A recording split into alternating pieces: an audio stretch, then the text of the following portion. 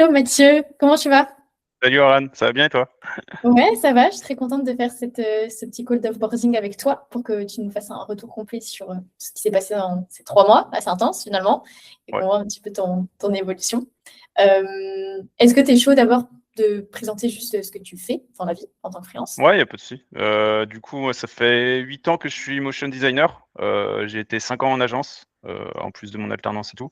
Et ça fait 1 an que je me suis lancé en freelance. J'ai eu un petit déclic, père de famille, tout ça, et j'ai voulu changer, voir un peu d'autres horizons, avoir plus de temps pour moi. Et du coup, voilà, j'ai décidé de me lancer en freelance il y a 1 an maintenant.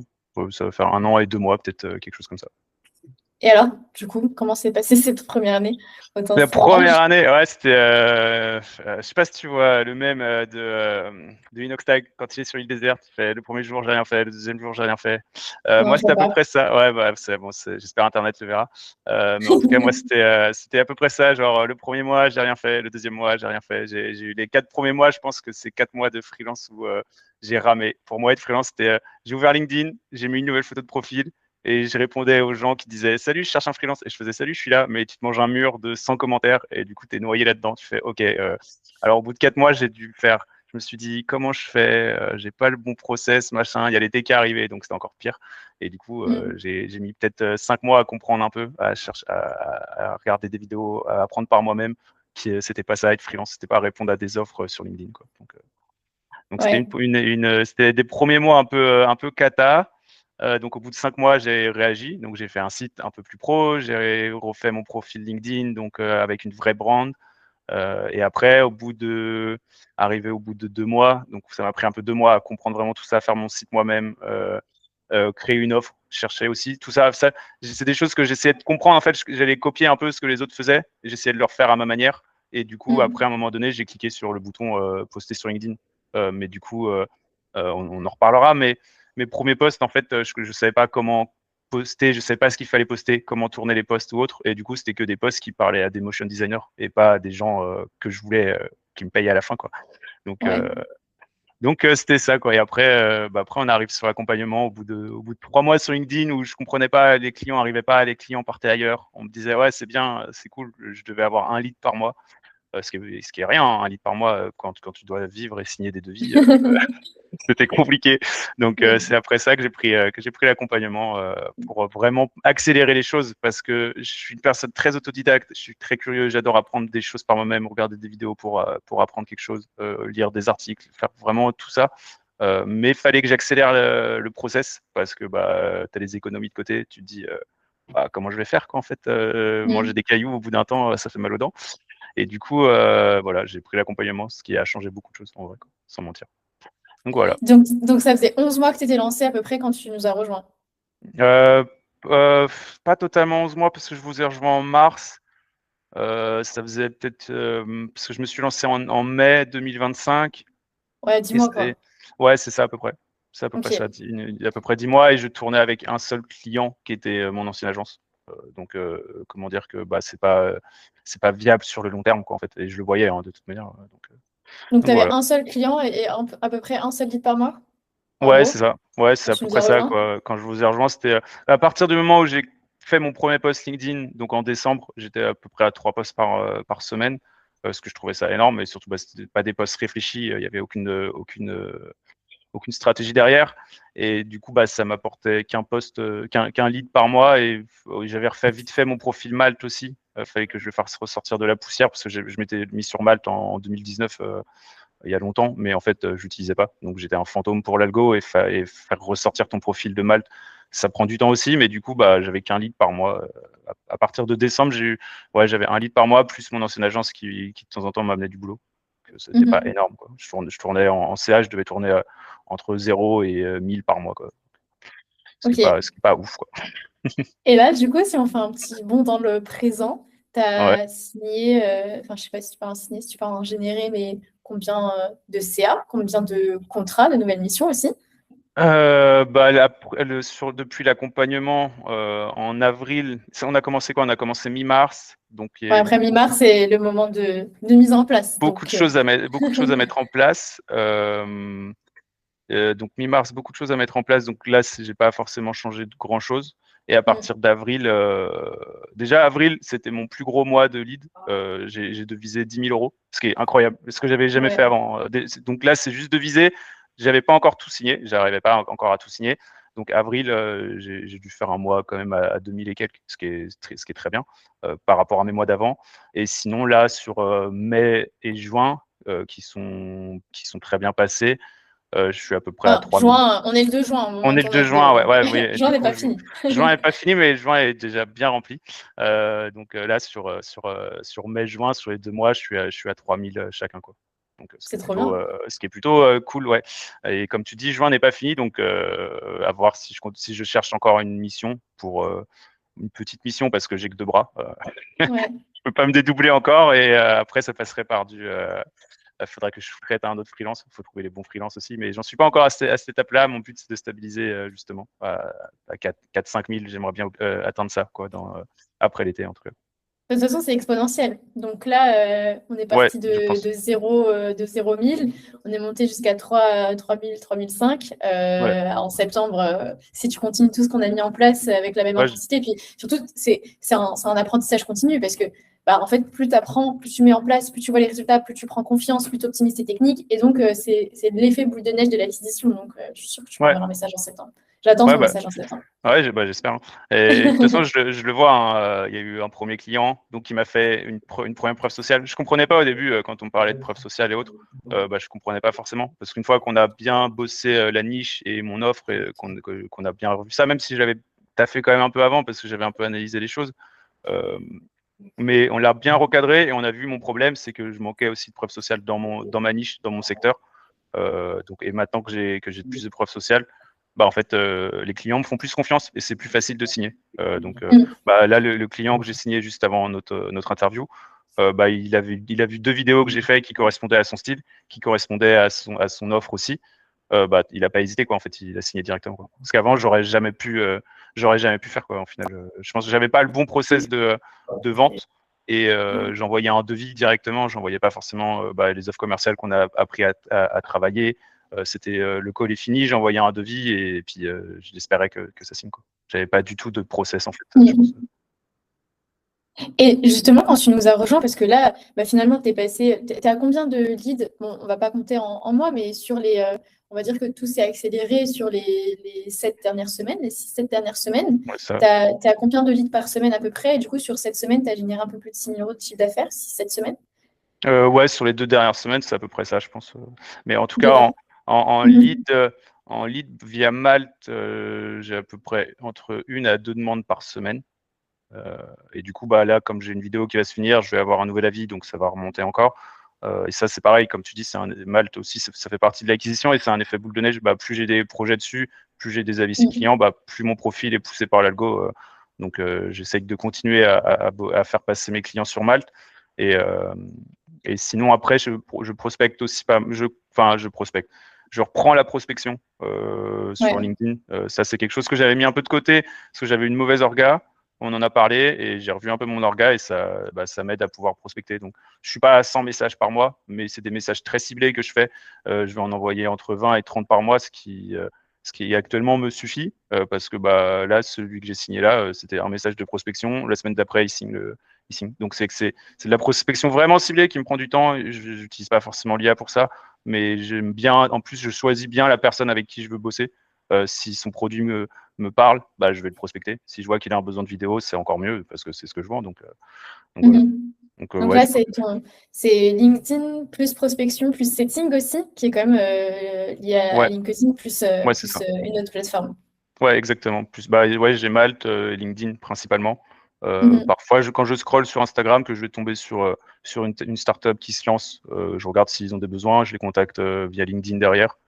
De toute façon, le triptyque LinkedIn, contenu organique, setting derrière le contenu et juste prospection à froid, quand tu maîtrises ça, après, c'est des effets cumulés. C'est-à-dire que tu peux réussir à te projeter sur si je mets plus d'intensité, je sais que je pourrais a priori avoir plus de résultats et donc de pouvoir aussi jauger ton acquisition par rapport aux résultats que tu vas avoir en fonction du temps disponible. Parce que là, si tu as suffisamment de projets à gérer, tu n'as pas forcément le temps et l'envie d'avoir 15 projets qui rentrent d'un coup, mais tu vas être capable aussi sur le long terme de jauger l'intensité que tu pourras mettre là-dessus. Ouais, c'est ça exactement, quoi. C'est Et là, du exactement. coup, qu'est-ce qui a fait que tu as voulu nous rejoindre, au-delà du fait que tu as dit pendant un an, bah, tu étais un peu paumé dans le sens où tu touchais un peu à tout, tu savais pas trop ce qui devait être mis en place pour atteindre les résultats escomptés, enfin, juste pour avoir du chiffre d'affaires et le stabiliser. Qu'est-ce qui a fait que tu nous as rejoints? Qu'est-ce que tu recherchais? Qu'est-ce que bah, je cherchais à accélérer un peu mon process de vente et surtout à créer à apprendre un vrai process de vente, à vraiment affiner un peu mon offre et tout. Je savais si je continuais comme je faisais là à apprendre un peu moi-même, bah, ce que j'ai mis 3 mois à apprendre, ça m'aurait peut-être mis un an. Sauf que j'avais pas un an devant moi, quoi. Bah, Mm. quand j'ai quitté mon agence, j'ai pris une rupture co, donc j'ai eu un peu d'économie, j'avais le chômage, mais enfin, c'est pas viable à long terme. Le chômage, ça a une fin, les économies, ça a une fin. J'ai un enfant à nourrir aussi, Ouais. et là, tu te poses des questions, tu te dis mince. Bon, j'avais un lead par mois, mais c'était un lead qui signait même pas. Donc au final, tu te dis euh, comment je fais en fait? Qu'est-ce qu'il faut que je fasse pour changer ça? J'ai vu un post LinkedIn passer d'une personne de mon réseau qui parlait de l'accompagnement. Parfois, je voyais tes posts, parfois, je voyais ceux de Romain. J'ai été voir sur votre site, j'ai lu un peu les avis et je me suis dit, OK, je réfléchissais déjà à passer le cap de l'accompagnement, c'est savoir avec qui j'allais, comment je le faisais, enfin, c'était surtout ça. Mais surtout que j'étais très réticent. Je suis quelqu'un, enfin, c'est peut-être bête, mais je me disais, mince, enfin, j'étais très réticent à prendre un accompagnement. T'as peur de te faire scam un peu, en fait, quoi. C'est quand même, Je comprends. c'est jamais simple, tu sais jamais sur qui tu vas tomber, est-ce que ça va être bien et tout. Après, c'est à toi de bosser derrière, de toute manière. Mais en tout cas, ouais, non, bah, accélérer le processus, c'est accélérer mon processus et mettre vraiment les choses en place pour bah, générer des clients, quoi. Je me dis, je suis pas plus mauvais qu'une autre personne dans mon métier, ça fait un petit temps que je le fais. Pourquoi ça va signer ailleurs et ça signe pas chez moi, quoi, en fait. Donc, c'était un peu compliqué. C'est pour ça que j'ai poussé la porte de ProduxScan, quoi. Et selon toi, quels sont les éléments sur lesquels on a travaillé pendant ces 3 mois qui ont été les plus formateurs, dans le sens, soit ça t'a permis d'avoir un déclic spécifique, soit ça t'a permis d'atteindre les résultats que tu as atteints aujourd'hui, si tu devais retenir ouais, des choses qui ont eu un effet boostant sur ton activité sur les 3 derniers mois? Euh, Qu'est-ce qui a été un effet boostant? Je dirais c'est déjà la réflexion sur l'offre et toute la Mm. partie business, et après le travail sur la partie commerciale que j'avais pas du tout en fait. Je me rends compte, hein, je partais vraiment de loin. Donc Mm. créer une offre commerciale, apprendre aussi les bons moments de relance. Ça moi j'en savais rien. Relancer un client, t'es dans l'attente, tu le relances au bout d'une semaine, mais du coup le client peut-être il est passé à autre chose, peut-être il a oublié. C'est des choses comme ça. Euh, et aussi bah, toute la stratégie LinkedIn que je connaissais pas en fait. Je pensais que LinkedIn, ouais, fallait juste écrire un post, poster et t'aurais des likes, des impressions et tout. Mais en fait, non. Tout ce que j'ai appris, c'était bah, chaque post doit avoir. Quand je l'avais appris en autodidacte, j'avais compris que chaque post devait avoir une idée. Mais en fait, c'était pas du tout dans ce que j'imaginais, quoi. C'était vraiment, bah, chaque post a un but précis. Et du coup, tu as les posts, bah, comme on a appris, les posts mainstream, les posts de vente, les postes de prof social, toutes ces choses-là, les postes d'expertise et tout. Bah, en fait, maintenant, je sais aussi mieux gérer tout ça. Et ça m'a permis d'accélérer aussi. De temps en temps, bah, j'ai des posts qui vont exploser, ça me fait des likes, ça me fait des abonnés, ça me fait des vues sur mon profil. Et derrière, ça me permet de voir si c'est des gens qui sont qualifiés. Donc, c'est un temps, ça me demande plus de temps qu'avant parce que bah, avant, j'avais pas autant de connexions ou autres. Mes posts faisaient pas autant d'impressions. Mais maintenant, je sais que bah, si un poste de vente va pas faire 1000 impressions, tu vois, il va faire moins d'impressions, moins de likes à mon niveau parce que bah, c'est toujours en fonction du nombre d'abonnés. Euh, mais du coup, ça m'a permis de. Je pense que c'est là-dessus qu'on a beaucoup taffé, que j'ai beaucoup taffé aussi sur l'acquisition client. Euh, Mm. mais sur la partie prospection que j'avais mis un peu de côté, même si j'ai quand même taffé dessus, je pense que j'ai encore des points sur lesquels je peux m'améliorer là-dessus, quoi. Mais c'est trop Juste, bien. Donc finalement, après hein, aussi, tu t'y es mis à fond. Et ça, c'est quelque chose d'indéniable à partir du moment où tu suis un accompagnement, une formation, un coaching. Bah, il y a les méthodologies, mais derrière, il faut les appliquer, il faut être présent, il faut être ouais. dynamique, il faut aussi s'introspecter parce que il y a des choses qui vont pas forcément être innées du premier coup ou simplement être facilement compréhensibles. Donc ça, c'est trop bien. Et est-ce qu'il y a une chose donc, au-delà de l'acquisition du triptyque un peu LinkedIn et de la partie commerciale qui est quand même super importante, parce que Ah oui, c'est bien d'avoir des leads, mais si tu ne sais pas les closer, si tu ne sais pas te différencier aussi sur la partie commerciale derrière, sur un marché comme le tien, qui est relativement concurrentiel, qui plus est ta Ouais. cible, qui est quand même beaucoup, beaucoup, beaucoup prospecté ou demandé, tu vois, c'est un nombre différenciant qui est trop important. Mais au-delà de ça, peut-être plutôt sur la partie mindset, sur la partie Mathieu l'entrepreneur et non pas l'activité de Mathieu. Est-ce qu'il y a des choses sur lesquelles on a bossé ou je sais pas, ça t'a marqué, que ça t'a permis d'avancer sur certains sujets? Je ne sais pas si si on peut dire qu'on a bossé sur la partie mindset ou autre, mais Voilà, elle se fait naturellement, entre inconsciemment, guillemets. ouais, c'est ça, Ouais. c'est ce que j'allais dire. J'en ai parlé avec Thomas sur mes derniers coachings et enfin, je sais pas, peut-être au bout du 4e coaching, il m'a dit que il a senti que j'avais changé d'état d'esprit, que j'étais différent du début, du Mathieu du début et que il avait assez confiance. Maintenant, c'était à moi de continuer à mettre les bonnes choses en place.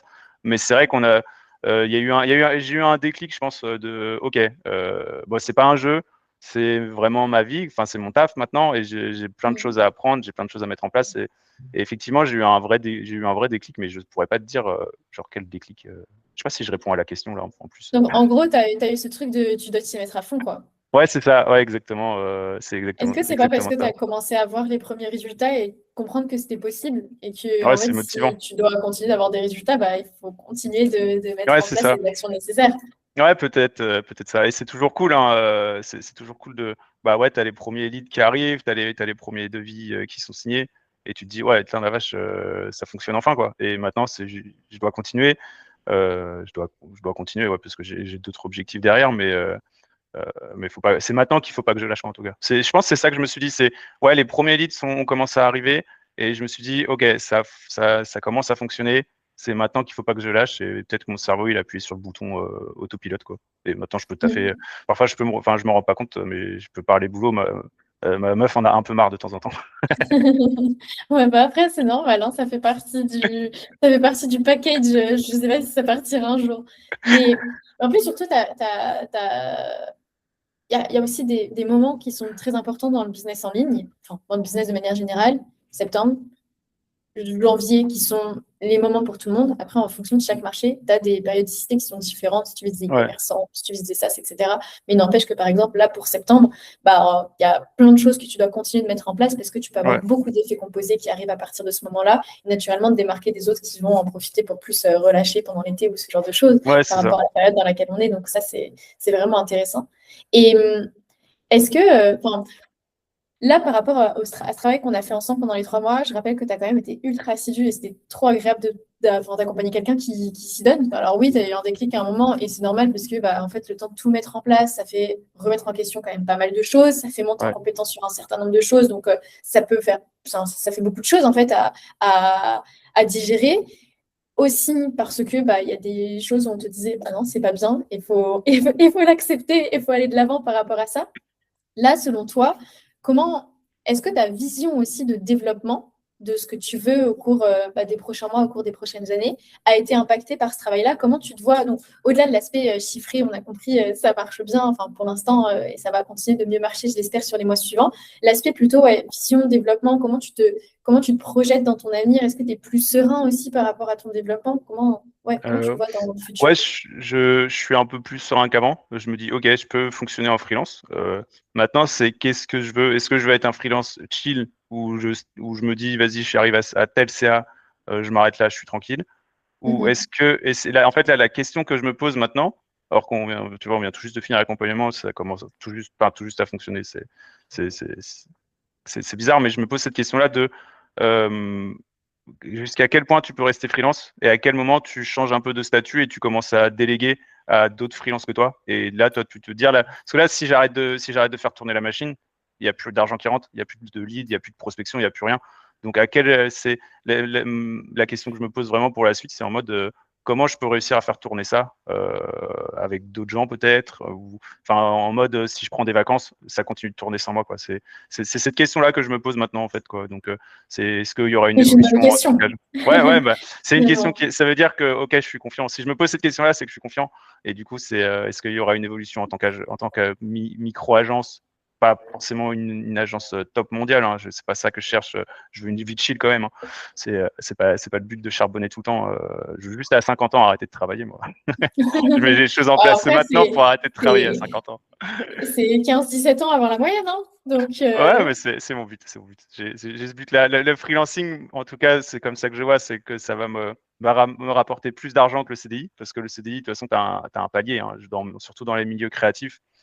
Soit tu évolues en chef de projet et tout, du coup, tu es moins les mains dans le cambouis, c'est des choses un peu différentes encore. Et même en chef de projet, je pense que ton salaire, il est capé. Moi, je sais que ça faisait 3 ans que j'avais pas été augmenté. Au bout de 3 ans, tu te dis, enfin, c'est un peu relou, quoi. Pour qui tu taffes, machin et tout.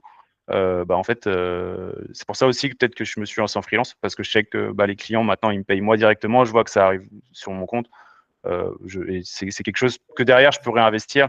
Je peux réfléchir un peu à la suite là-dessus, sur les investissements et autres, et ce qui me permet d'arriver à mes objectifs de fin de vie, en tout cas. De toute façon, le freelancing, moi, je le considère vraiment comme un tremplin. C'est-à-dire Ouais, que soit c'est un tremplin personnel de se dire, j'ai la possibilité, le luxe de choisir aussi l'évolution que je vais avoir. Est-ce que je veux travailler un petit peu moins, peut-être gagner un peu moins que ce que je pourrais gagner si je travaillais beaucoup plus, mais avoir du temps pour ma famille, pour mes passions, bref, que ce soit vraiment quelque chose qui permette de vivre une vie perso, ou un tremplin de développement pour passer en mode agence, pour passer...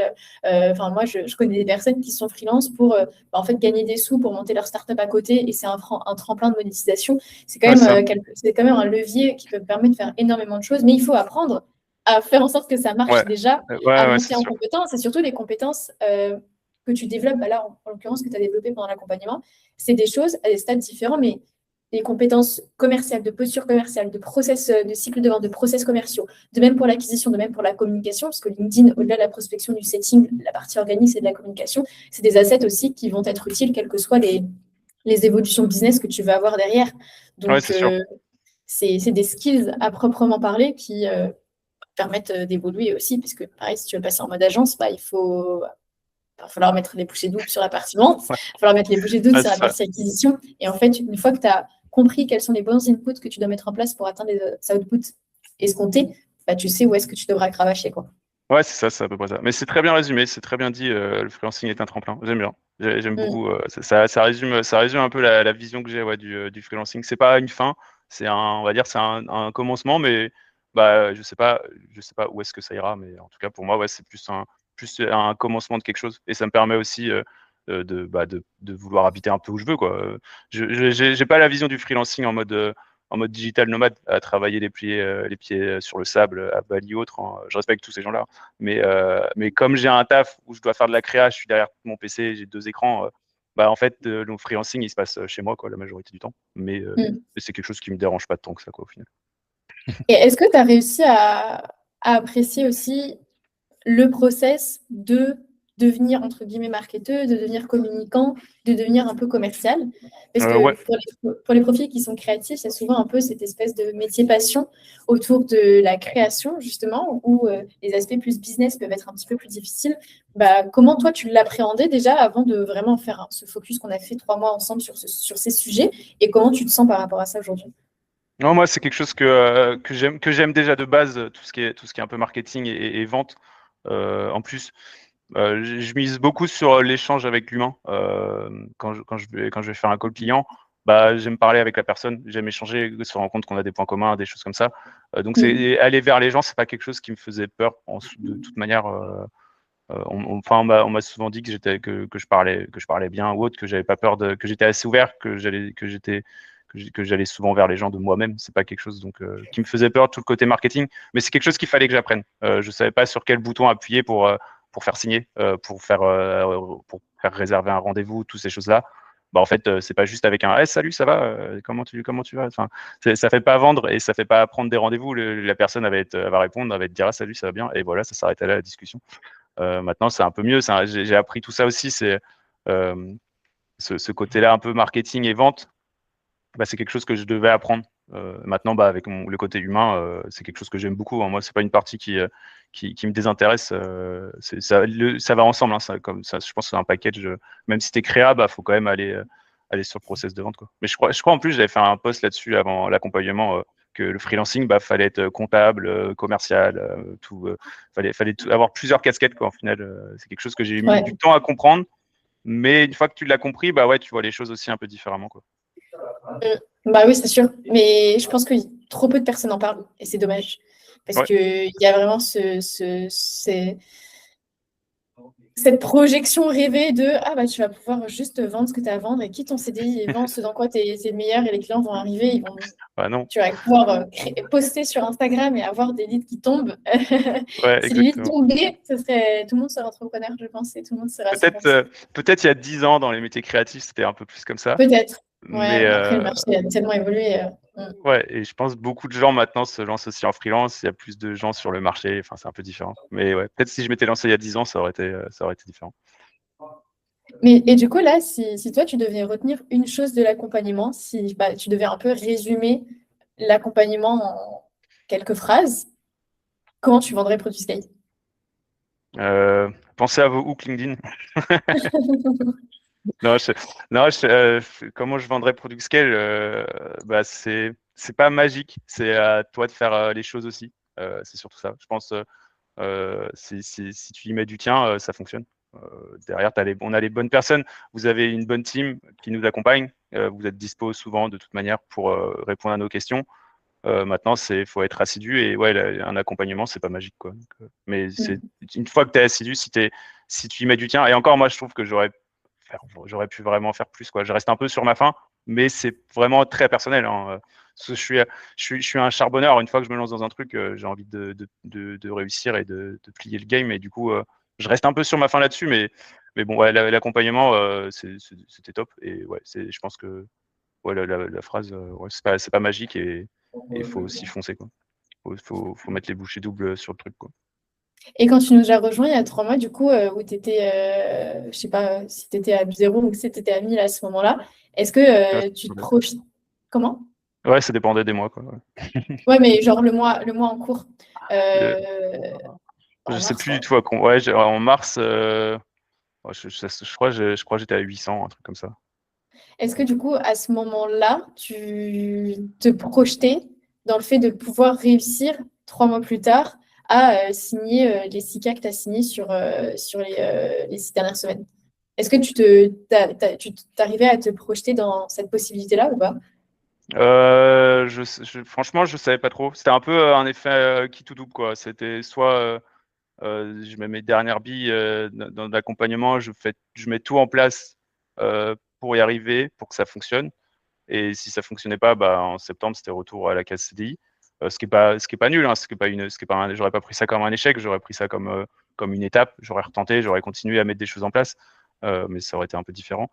Non, je n'avais pas forcément de vision sur l'après l'accompagnement et est-ce que ça allait marcher vraiment, quoi. En fait, c'est comme je t'ai dit, hein, c'est pas magique, donc fallait que je mette les choses en place aussi de mon côté, fallait que je sois assidu. Mais ouais, je pensais pas qu'au bout de 3 mois ça tournerait bien, quoi, et que le 2 juin, bah, j'ai déjà rempli mon mois de juin pratiquement. Donc ça, tu m'aurais dit ça il y a 3 mois, je t'aurais dit ouais, non, enfin, je te crois pas, quoi. C'est trop bien de faire des rétrospectives comme ça, parce que ça montre que bah, tu as quand même charbonné. Ouais, tu aurais pu charbonner plus, mais tu vas charbonner plus sur les mois qui suivent et tu nous enverras des messages Ouais. et sans aucun souci. Mais Ouais, ok. Et ma dernière question, ça serait, là, s'il y a quelqu'un qui regarde cette vidéo, qui est très certainement en train d'hésiter à rejoindre l'accompagnement, qu'est-ce que tu dirais à cette personne? Et qu'est-ce que tu lui dirais aussi pour que si elle nous rejoint, elle profite au maximum de l'accompagnement pour avoir les résultats escomptés derrière? Qu'est-ce que je dirais à une personne qui hésite à prendre l'accompagnement? Bah, enfin, qu'elle se pose des bonnes questions et de qu'est-ce qu'elle veut pour la suite, quoi. C'est surtout ça. Qu'est-ce que tu veux faire et est-ce que tu veux changer les choses aussi, quoi. Est-ce que tu subis un peu ton freelancing et ton entrepreneuriat ou est-ce que tu as envie de prendre un peu le lead sur cette partie-là et d'avancer dans la bonne direction, quoi. Donc, faut pas subir. Moi, c'était ça aussi, hein. Je pense que c'était un déclic. Ça pourrait faire un post LinkedIn, ça. Mais c'est en mode, ouais, je pense que je subissais mon freelancing. C'était horrible tous les mois en me disant, mince, tu perds des ligues et tout. Donc, si tu regardes cette vidéo, pense ça, quoi. Pense à ça. Si tu subis ton freelancing, il faut que tu mettes les choses en place et que tu trouves quelque chose. Bah, je trouve l'accompagnement, moi, ça m'a aidé, quoi. C'était l'outil pour arrêter de subir, je pense, en fait, quoi. Trop stylé. Vas-y, nouvelle tagline LinkedIn. L'outil pour arrêter de subir. Et du coup, si cette personne-là, elle est potentiellement en phase, enfin, si quelqu'un serait potentiellement en phase de nous rejoindre, qu'est-ce que tu lui dirais pour qu'il profite de l'accompagnement et dans le sens d'être sûr de pouvoir avoir les résultats escomptés derrière et de pouvoir être satisfait de son parcours? De pas hésiter à poser des questions tous les jours, envoyer des messages tout le temps. Dès que tu as un truc qui se passe par la tête, si tu veux progresser avec l'accompagnement, c'est ça. Aller au coaching LinkedIn, c'est 2 fois par semaine, mais du coup, ça te prend 2 heures, voire 3 s'il y a d'autres coachings à côté. Mais c'est 3 heures qui te font gagner, qui te font évoluer de fou. Donc c'est là-dessus, ces coachings-là, ils m'ont vraiment permis de faire évoluer mes postes. Maintenant, je dois taffer le copywriting parce que ça, c'est un vrai taf. Mais ouais, c'est vraiment être assidu sur les questions, participer à la communauté, toutes ces choses-là qui font aussi évoluer, quoi. Donc c'est plutôt cool. Le faire à fond, quoi, Ouais, c'est finalement. ça. Ouais, exactement, quoi. C'est exactement ça. Parce que tu vois, si tu subis un peu ton freelancing, tu te dis je prends un accompagnement, mais c'est pas magique, quoi, en fait. C'est bête, hein, c'est pas magique. Vous restez humain, vous n'êtes pas des magiciens à faire hop, tiens, t'as des leads, tu vois. Non, si tu mets pas les choses en place, tu auras juste déboursé de l'argent et tu te diras mince, j'ai juste perdu de l'argent, c'est un coup à te décourager si ça marche pas. Or que si ça marche, ouais, le premier mois, tu vas être perdu, tu vas te dire, putain, j'ai toujours pas changé. Mais les 2 mois d'après, en fait, ça fonctionne. Tu dis, OK, ça marche, quoi. Donc, être assidu, participer à tous les coachings, poser des questions tout le temps. Faut pas hésiter à embêter Oran à répondre de toute manière. Parfait. Enfin, je suis 100% d'accord avec toi. De toute façon, à partir du moment où tu te lances dans quelque chose, enfin, c'est 3 mois, quoi. Ouais, ça Ouais, peut c'est paraître ça. long, c'est court. Mais 3 mois pour son activité, pour son business, pour sa vie professionnelle, au final, c'est quoi? Donc, autant le faire à fond. Enfin, Ouais, c'est exactement, comme quoi. ça qu'on est satisfait de soi. C'est comme ça qu'on a des résultats aussi. On va pas se mentir. Si tu viens pas au coaching, si tu viens pas au live, si t'es pas impliqué, forcément, tu profites pas de l'accompagnement dans sa globalité. Et enfin, voilà, se donner 3 mois pour son business, si t'es pas capable de le faire, est-ce que tu vas réussir à te donner 3 mois pour ton business pour le restant, enfin, te donner pour le restant de ta vie dans ton Ouais, c'est vrai. activité? C'est bien résumé. Et moi, je sais, j'ai eu une période là dans l'accompagnement où, quand je commençais à avoir plus de leads, que j'avais plus de rendez-vous, que je signais des projets, donc je devais refaire de la prod. J'ai été perdu. Pendant 2 semaines, j'ai pas pu poster sur LinkedIn parce que j'ai dû apprendre à me réorganiser, en fait. Genre, avant l'accompagnement, c'est bête, mais poster sur LinkedIn, c'était mon principal taf, en fait. Comme j'avais pas beaucoup de taf, c'était ma principale activité. Donc ça va, je pouvais poster 4 fois par semaine. Après, au début de l'accompagnement, j'ai dû réapprendre à réécrire les posts LinkedIn, donc j'ai continué. J'ai posté un peu moins, mais j'ai continué à le faire pour continuer d'apprendre à écrire, à faire les bons posts. Et au moment où ça a fonctionné, là pendant 2 semaines, j'ai pas posté un post. À un moment sur 2 semaines, je me suis dit mince, je trouve plus le temps, en fait, d'écrire un post. Donc là, tu te dis ok, c'est que j'ai du boulot, c'est bon signe. Maintenant, faut pas que je perde cette acquisition qu'on a mis en place. C'est surtout ça, quoi. Donc faut être aussi organisé, quoi. Apprendre l'organisation, c'est quelque chose. Moi, c'est quelque chose qui me manque de fou encore et auquel il faut que je m'améliore dans mon orga, quoi. Ouais, l'organisation et la productivité, les deux vont ensemble. Ouais, Mais c'est ça. bon, ça, c'est quelque chose qui est assez difficile à apprendre, à part retravailler son calendrier et optimiser ce genre Mhm. de choses. C'est quelque chose qui vient avec l'exercice, parce qu'au fur et à mesure du temps, tu arrives à évaluer le temps que ça va te prendre, à être beaucoup plus ferme avec toi-même et à faire en sorte que tout ça rentre. Puis, on a tous des périodes, on est tous humains, hein, on n'est quand même pas des robots à Ouais. pouvoir être ultra productif tout le temps. Mais oui, il faut apprendre aussi à gérer les deux en même temps, parce que un business en indépendant, c'est son business et le business de ses clients. Donc, c'est quand même deux choses qui doivent être gérées en simultané. Ouais, c'est vrai. Je pense que j'ai fini avec toutes mes questions. Et J'espère avoir avec tout répondu. ça, est-ce que tu avais une dernière chose à partager éventuellement ou on a... Non, pas forcément. À part, merci à vous, quoi. Franchement, c'est juste ça, quoi. C'était juste ça. Comme je te dis, moi, j'aurais pu faire plus. Je pense que j'aurais pu faire plus. Je Mais on reste peut sur tous ma faire faim, quoi. plus. On peut tous faire Ouais, plus. Déjà que ça ça, faire de toi, c'est une belle évolution quand même, ouais, j'ai l'impression aussi, quoi. bien Donc sûr. voilà. Écoute, merci d'avoir répondu à toutes mes questions, Mathieu. On a toujours, enfin, je te l'ai déjà dit plein de fois, trop content d'avoir pu t'accompagner, de voir l'évolution. Elle aurait pu être plus, mais elle aurait pu être beaucoup moins. Donc, franchement, c'est déjà très beau si elle a pu se passer en 3 mois. Alors, sans oublier le fait que tu as aussi un deuxième métier à côté, c'est d'être papa. Et je pense que ça, c'est non négligeable aussi dans une Oh, oui. évolution d'un entrepreneur ou d'une entrepreneuse. Moi, je suis disponible dans tous les cas. Je continue à m'envoyer des messages pour te faire informer de l'évolution. Ça fait toujours super plaisir et c'est important. Et est-ce que si jamais quelqu'un se reconnaît un petit peu dans ton parcours et voudrait pouvoir t'envoyer un message pour échanger avec toi ou avoir peut-être un retour, t'envoyer un DM, en tout cas par rapport à la façon dont tu avais su du skate, tu serais ouvert à ça ou pas? Ah ouais, totalement. Moi, il n'y a aucun souci. Je suis ouvert à toujours parler et aider les gens, c'est important. Merci beaucoup. Tu me tiens au courant de tout ce qui va se passer et merci encore d'avoir pris le temps de faire cet onboarding. Hâte de voir ton évolution. Merci. À toute, Merci. Lorraine. Salut Mathieu.